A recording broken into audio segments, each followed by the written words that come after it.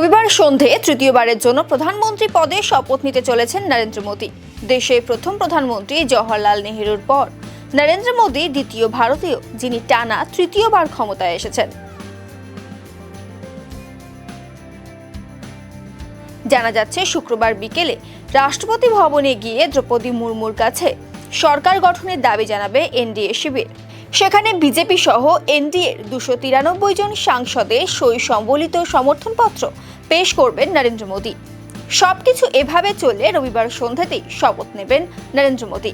আর নরেন্দ্র মোদীর শপথ গ্রহণ অনুষ্ঠানে বিশেষ অতিথিদের মধ্যে থাকবেন বহু শ্রমিক মানুষেরা, থাকছেন বহু সাফাই কর্মী, রূপান্তরকামী এবং অন্যান্য সেন্ট্রাল ভিস্তা প্রকল্পের কাজ করা শ্রমিকেরা।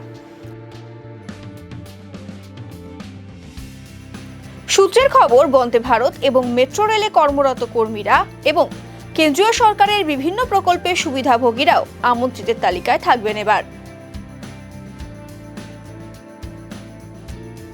নরেন্দ্র মোদীর শপথ গ্রহণ অনুষ্ঠানে দক্ষিণ এশিয়ার বিভিন্ন নেতাদের আমন্ত্রণ জানানো হয়েছে। বাংলাদেশের প্রধানমন্ত্রী শেখ হাসিনা এবং শ্রীলঙ্কার প্রেসিডেন্ট ইতিমধ্যেই আসছেন বলে জানিয়েছেন।